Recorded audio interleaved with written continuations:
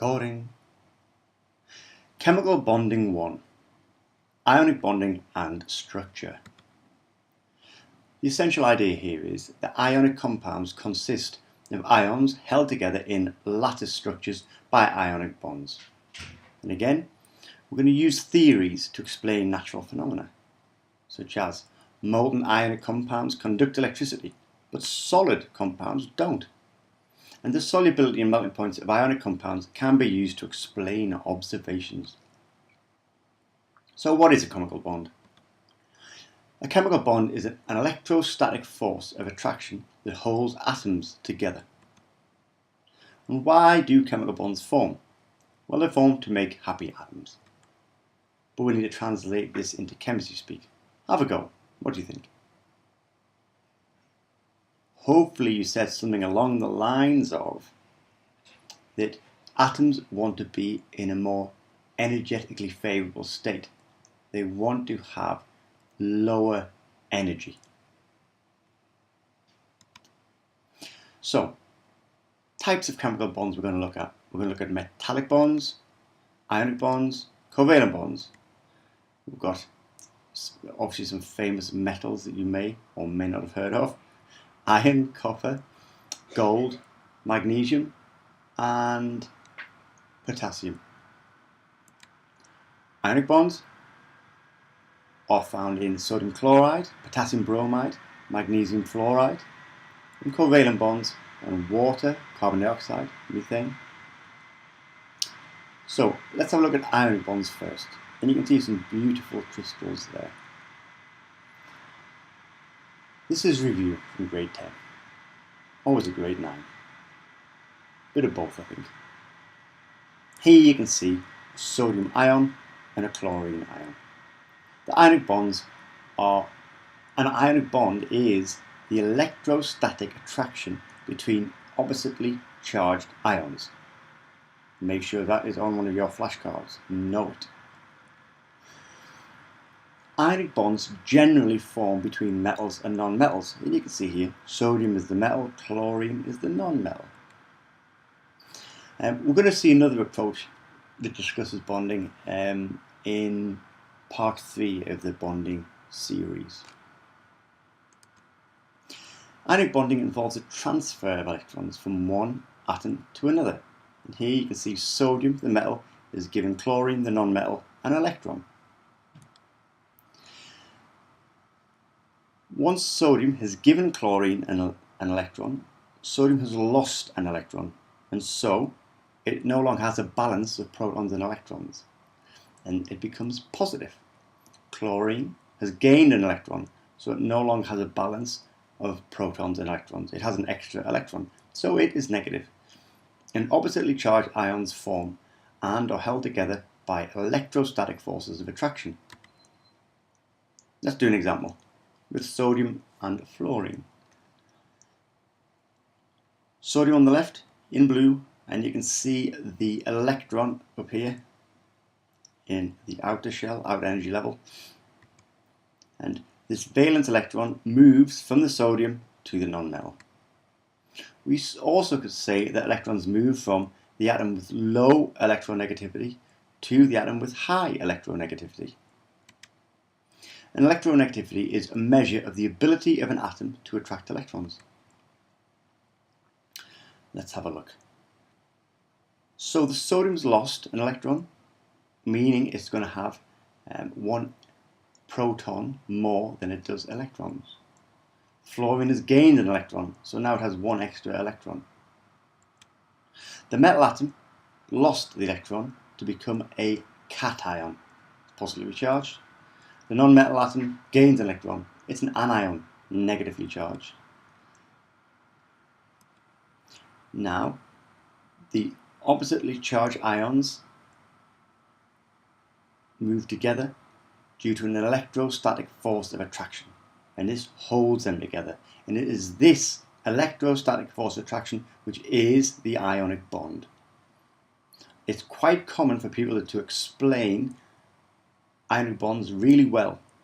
The movement of electrons, the formation of cations, ions, and then to completely omit the important bit at the end, to state that it is an electrostatic force of attraction holding oppositely charged ions together. Don't miss it out. Okay, so what's happening in these 3 steps? Have a go at explaining it. Let's pause. Okay. Oh. Did you say that the sodium atom donates an electron to the fluorine atom?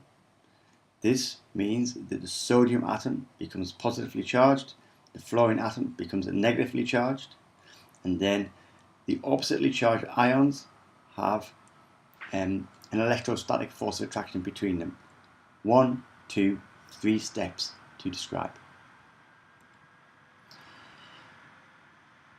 Metals form cations, and metals in group 1 form cations with a charge of 1.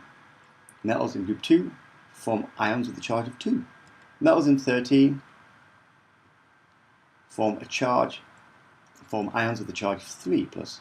Transition metals can form variable charges, cations with variable charges. Anions, those in group 15 form anions with a charge of 3 minus. In 16, anions with a charge of 2 minus. And in group 17, anions with a charge of 1 minus. And you need to know these polyatomic ions. You've got to memorize the things. We've got phosphate, sulfate, hydroxide, sulfite, bicarbonate, chlorate, carbonate, nitrate, and ammonium. Fortunately, help is on the way. This camel here is going to help you remember all this. It's a crazy, weird, but helpful mnemonic. Nick the camel ate a clam for supper in Phoenix. Nick, nitrate, camel, carbonate, clam, chlorate, supper, sulfate, Phoenix, phosphate. The number of consonants in the word is the number of oxygens. Check it out. So, N, C, and K, there's 3 oxygens. C, M, and L, 3 oxygens. C, L, and M, 3 oxygens. S, P, P, R, 4 oxygens. P, H, N, and X, 4 oxygens. Absolutely crazy, right? So helpful. But 1 minute, it gets even more exciting. The number of vowels equals the charge. What? I, 1 minus. A and E, 2, 2 minus. A and clam, 1 minus. U and E, 2 minus. O, E, and I, 3 minus. Crazy. What about this 8 versus 8 business in the polyatomic ions? The 8 ion has 1 less oxygen than the 8 ion and the same charge. Nitrate, 1 minus. Nitrite, 1 minus. But look, 3 oxygens here, 2 oxygens here. Sulfate, 2 minus. Sulfite, 2 minus. But sulfate has 4 oxygens, sulfite, 3. Chlorate and chlorite, both 1 minus. The chlorate, 3 oxygens. Chlorite, 2 oxygens. The structure of ionic compounds. You can see here that ionic compounds form large 3-dimensional structures called crystal lattice structures. And here we'd have the green spheres represent the chloride and the smaller purple ones represent the sodium. And you can see the alternators go along. Ionic compounds don't make individual molecules. It doesn't happen. The lattice structure is a very stable structure. See here, sodium chloride, very stable. Each cation in sodium chloride is surrounded in all directions by anions. And this is true in all ionic compounds. In sodium chloride, each sodium is surrounded by 6 chlorine ions. And each anion is surrounded in all directions by cations. in sodium chloride. Each chlorine ion is surrounded by 6 sodium ions. Let's look at some of the properties of ionic compounds. They are brittle. If you press a spoon onto a salt, and it seems to explode with a little cracking noise. This is because it's brittle. What happens when you're applying this force to an ionic crystal? Imagine this arrow is force and it's pushing the top layer here.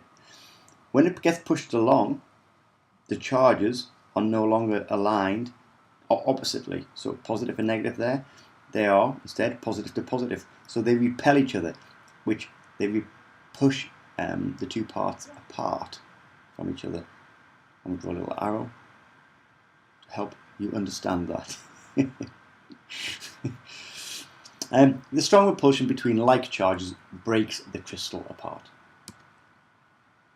Solids do not conduct electricity. Okay?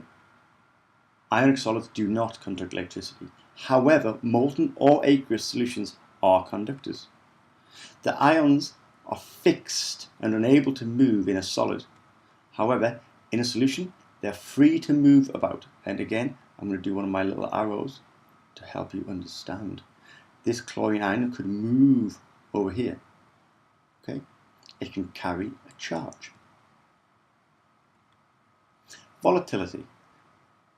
This is the tendency of a substance to vaporize. Ionic compounds have a low volatility, or are non-volatile, as the forces of electrostatic attraction between oppositely charged ions are strong. And notice, strong is written in capitals to emphasize how strong they really are. Low volatility also explains why ionic compounds are odorless. Solubility. Most ionic compounds have a high solubility in water. Water molecules are polar, and you can see here a little negative drawn on the oxygen and positives drawn on the hydrogen of the water molecule. And this explains how they form new bonds with the solute. The solute being the solid that is going to dissolve. So, imagine this chlorine ion here, then many water molecules surround it and weak bonds form between the hydrogen and the chlorine. But there'll be enough weak hydrogen-chlorine bonds forming, weak bonds forming, to overcome the energy of the bond that holds it to the lattice, and it gets drawn into the water. And then you can see the chlorine here is surrounded by four water molecules here, with the hydrogens directed towards it. Of course, it'd be more than this because this is a two-dimensional representation. Conversely, the sodium gets drawn away from the lattice by the oxygen atoms on the water molecules, which the oxygen atoms have a slight negative charge, and they pull the positive sodium away from the lattice, and then they'll surround it when it's in the water. Ionic compounds are insoluble in non-polar substances. The ions can't be dragged into solution if there's no charge on the solvent molecules. Melting and boiling points. Ionic compounds have high melting points and boiling points. This is because they have strong forces of attraction between oppositely charged ions. Again, strong is in capitals to emphasize how strong these ionic bonds are. A lot of energy is needed to melt or boil an ionic compound, because a lot of energy would be required to break the bonds. Here we have a little question. What state are all ionic compounds at room temperature? What do you think? That's right, they are all solids. And why? You're right again, because they have strong ionic bonds, strong forces of attraction between oppositely charged ions. Here we've got sodium oxide and magnesium oxide. They have different melting points. Magnesium oxide, 2,800, while sodium oxide's melting point is 1,132. Why do you think there's such a big difference? Yes, you're right again. It's because the magnesium has a charge of 2+. So there is a stronger force of attraction between the magnesium and the oxygen compared to the sodium, which only has a charge of 1+ and the oxygen.